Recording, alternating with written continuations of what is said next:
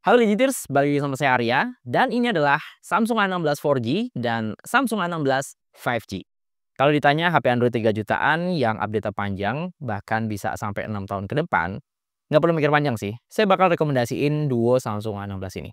Ya, sampai video ini dibuat, masih belum ada ya HP Android dengan harga serupa yang janji update-nya seberani dan sepanjang HP ini. Even HP-HP flagship dari brand lain sekalipun. Tapi kan desainnya jadul bang. Terus speknya juga kurang nggak sih buat dipakai sampai tahun 2030?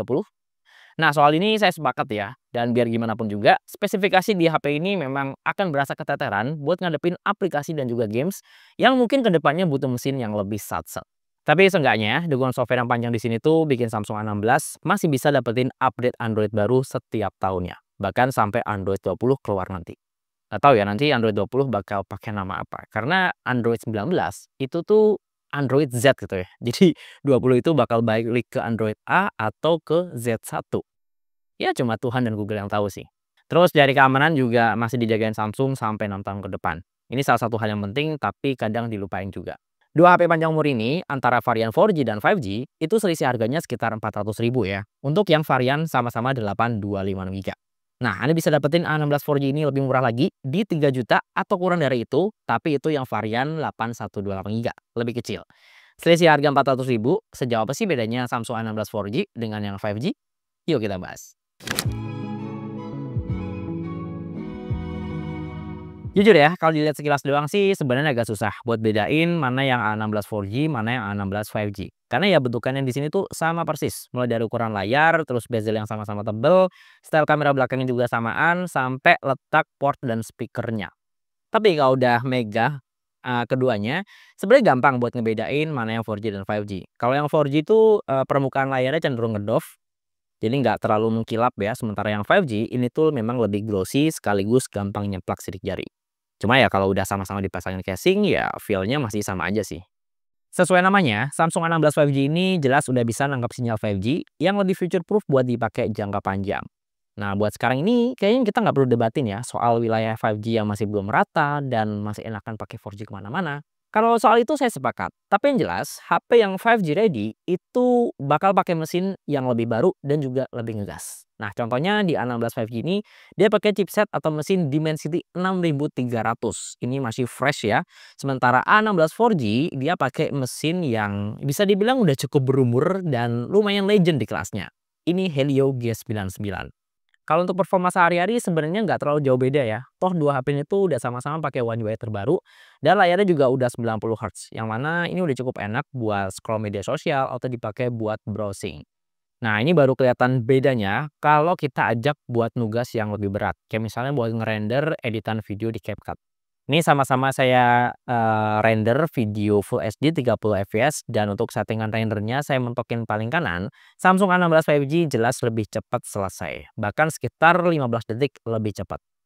Terus kalau dipakai buat main game kayak PUBG Mobile, performa dua HP ini masih mirip-mirip sih. Ini sama-sama jalan di 40 fps ya dan nggak bisa lebih lagi.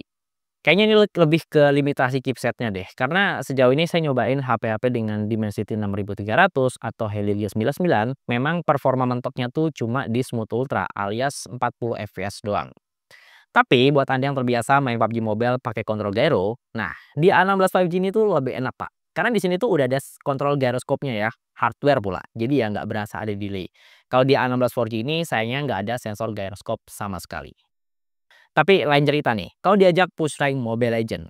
Nah, A16 4G dengan mesin atau chipset yang lebih jadul, di sini malah bisa lebih mulus up to 90 fps. Ya, dan 90 fps itu bukan sekedar maksa ya, alias main 2 sampai 3 match berturut-turut, performanya juga masih sangat-sangat stabil.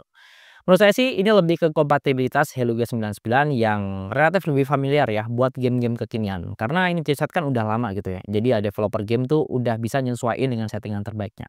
Beda nih dengan Dimensity 6300 di A16 5G yang hitungannya masih baru dan butuh optimalisasi yang lebih lagi ke depannya. Ya semoga di next update bakal dibukain tuh opsi 90 fps di A16 5G ini. Karena ya Samsung tuh sering banget ngelakuin ini untuk HP-HP dengan chipset yang masih baru. Buat mainin hero-hero fast hand di sini juga layarnya udah sama-sama responsif. Tapi agak aneh ya, karena di 5G doang saya nggak bisa ngelihat atau mantau data touch sampling rate-nya. Kalau A16 4G ini bisa kelihatan tuh sekitar 180 sampai 200-an Hz. Ya kurang lebih sih harusnya sama ya, karena spek layar keduanya tuh kan masih sama-sama 90 Hz. Kalaupun harus main game berat macam Genshin Impact, saran saya sih mending turunin settingannya ke low 60 fps. Smoothnya masih dapat, tapi grafisnya tuh nggak burik-burik banget. Nggak beda jauh sih performanya. A16 5G yang chipsetnya ideal lebih ngegas, di sini tuh masih sama-sama mentok di 40-an fps untuk game seberat ini. Paling kalau pakai pendingin, performanya di sini tuh agak ngangkat ya di A16 5G. Naiknya berasa lebih signifikan. Kalau yang di varian 4G, performa naik turunnya tuh masih 11-12. Mau itu main pakai pendingin atau nggak pakai sama sekali. Buat ngerjain yang berat-berat, mungkin Samsung A16 4G ini nggak se-powerful Samsung A16 5G. Tapi lain cerita nih, kalau untuk urusan konektivitas, kayak misalnya daya tangkap sinyal, WiFi, atau seluler. Nah, di A16 4G, ini tuh bisa lebih cepet loh. Ini pengalaman saya download aplikasi dan games di Play Store dengan ukuran yang sama. Di A16 4G ini tuh hampir selalu lebih cepat selesai duluan. Bahkan bedanya tuh bisa sekitar 30 detik atau lebih. Untuk navigasi juga gitu ya, performa GPS di Samsung A16 4G ini tuh relatif lebih stabil. Gak cuma gercep buat kunci lokasi doang, tapi titik akurasi di Maps itu juga lebih baik. Kalau untuk kamera, di sini tuh formasinya masih sama persis. Ada kamera utama 50 megapiksel, terus ultrawide 5 megapiksel, dan satu kamera makro bin gabut 2 megapiksel yang mungkin nggak akan Anda pakai sama sekali. Ngelihat hasil fotonya sih sebenarnya masih 11-12. Karakter warnanya tuh masih khas Samsung banget, yang gonjreng tipis-tipis dan masih fleksibel buat diedit-edit lagi. Kalau pakai mode high res 50 megapiksel, detailnya lumayan cakep sih, dan mau di crop juga nggak auto pecah. Kalaupun ada beda, ini tuh lebih ke warna yang diproses sama chipsetnya ya. Nah, Samsung A16 5G ini dengan Dimensity 6300, dia tuh punya Image Signal Processing atau ISP yang warnanya lebih sedap.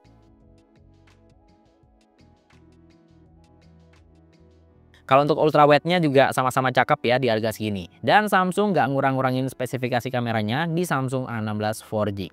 Wide-nya beneran lega, warnanya juga nggak ngedrop dari kamera utama. Paling ya kurang tajam aja sih kalau butuh di crop karena resolusinya cuma 5 megapiksel doang. Nah, di video Samsung A16 5G beberapa waktu yang lalu, saya sempat excited nih sama jepretan mode malamnya yang kok bagus banget ya. Karakter warna dan manajemen noise-nya tuh bagus buat kelas Samsung kepala satu. Dan ini ternyata lumayan beda dengan Samsung A16 yang varian 4G. Kalau yang 4G, dia tuh lebih ngandelin yang penting terang untuk mode malamnya. Kadang saking terangnya tuh malah jadi noise. Nah, di A16 5G, ini mungkin nggak terang-terang banget ya, tapi detail dan warnanya tuh masih diperhatiin banget. Terutama dari cara handle cahaya lampu malam yang agak keras. Nah, di sini tuh Samsung A16 5G bisa eksekusi dengan lebih baik.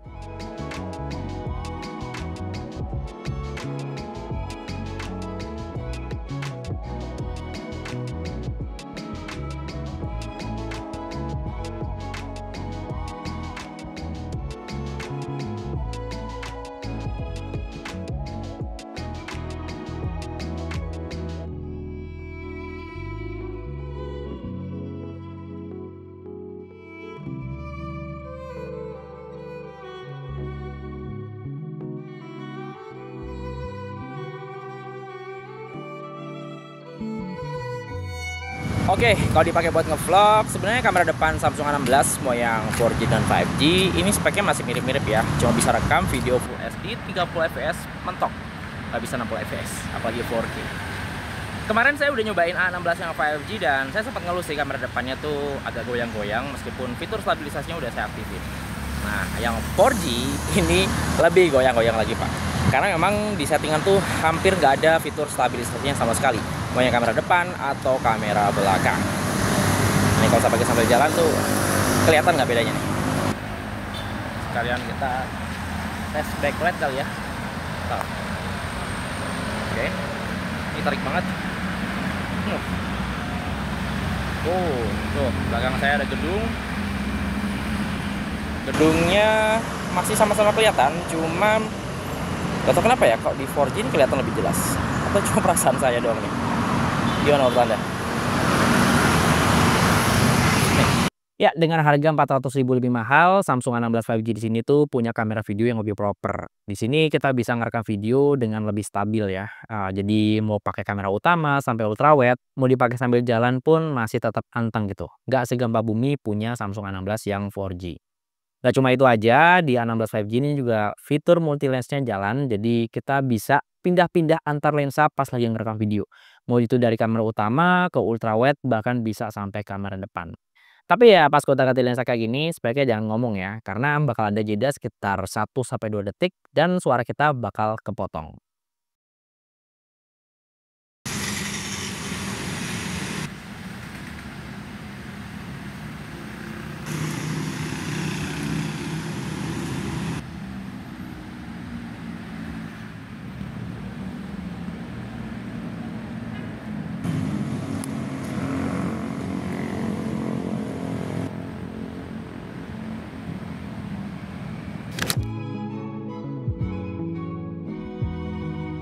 Di luar spesifikasinya yang kelihatan B aja, bahkan mungkin sama HP Android 3 jutaan lain pun masih berasa kurang kompetitif. Seenggaknya dua HP ini tuh masih bisa pamer ya, kalau setiap tahun mereka bakal dapat update Android terbaru. Tapi kok saya agak ragu ya, dua HP panjang umur ini bakalan dapat semua fitur-fitur baru setiap tahunnya. Karena jujur sekarang ini kan mereka pakai One UI 6.1 dan fitur-fiturnya tuh nggak selengkap One UI 6.1 di Samsung A3 atau A5 series gitu. Kayak misalnya di sini nggak ada fitur AI editing di galeri, yang mana kita nggak bisa ngapus-ngapusin objek yang penting. Terus nggak ada good lock juga di Galaxy Store, ya jadi nggak bisa nge-custom tampilan atau ngebuka fitur-fitur baru. Nggak ada fitur AI editing di galeri, mungkin bisa di-backup sama Google Foto. Tinggal download dan kita bisa dapetin semua fiturnya secara gratis. Atau nggak ada good lock di sini ya bisa diganti kok pakai Find Lock, tinggal download aja di Play Store dan kita bisa dapetin modul-modul good lock secara penuh ya, nggak dibatas-batasin. Tapi dari sini udah cukup nunjukin ya, kalau next ada update One UI 7, 8, 9, atau One UI pas Android 20 rilis nanti, ya jelas dua HP ini tuh nggak bisa nikmatin semua fitur-fiturnya secara lengkap. Nah, update yang panjang sampai 6 tahun di sini tuh saya ngelihat dari sisi positifnya tuh dari sisi keamanan ya. Artinya selama 6 tahun ke depan, sistem keamanan dua HP ini tuh masih dimonitor dan di-maintain secara rutin sama Samsung. Ditambah ada Knoxvolt yang sama-sama jadi fitur mahal. Di sini udah ada.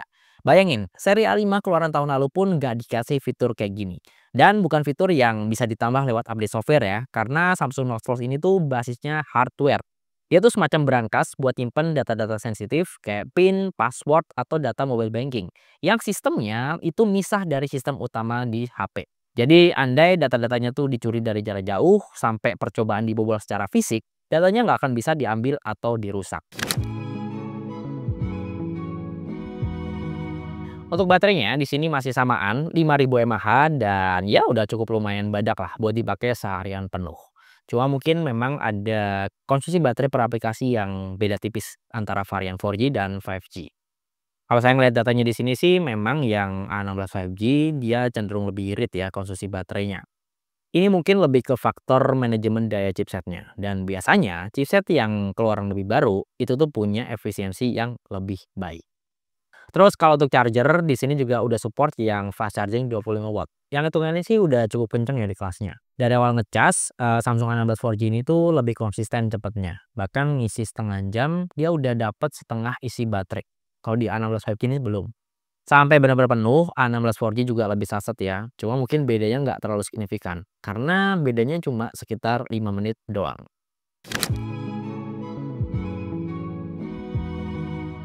Oke, kesimpulannya, beda harga 400.000 lebih mahal, Samsung A16 5G ini tuh nawarin performa dan processing data yang lebih satset. Dan kalau wilayah Anda udah dapat sinyal 5G, ya di HP ini tuh udah auto bisa nikmatin kencengnya 5G. Kamera fotonya juga enak ya, tuningan warnanya sedap dan beda chipset di sini tuh bahkan ngaruh sampai ke kamera videonya. Ya meskipun sama-sama nggak bisa rekam 60 fps atau bahkan 4K, tapi seenggaknya A16 5G ini kalau dipakai buat konten video, dia itu lebih stabil, mau dipakai jalan sekalipun gitu. Dan di A16 5G ini juga udah bisa pindah-pindah lensa pas lagi ngerekam video. Fitur khas Samsung yang nggak semua HP Android bisa. Oke, terima kasih udah nonton video ini sampai selesai dan semoga video ini bisa ngasih referensi ya, terutama buat Anda yang masih bingung sejauh apa sih bedanya Samsung A16 4G dengan Samsung A16 5G. Nah, untuk ngecek spek lengkap dan link pembelian kedua smartphone ini, seperti biasa, Anda bisa cek linknya di kolom deskripsi di bawah video ini. Ya, di sini dengan saya Arya, dari belakang kamera ada Tama. Sampai ketemu di video berikutnya.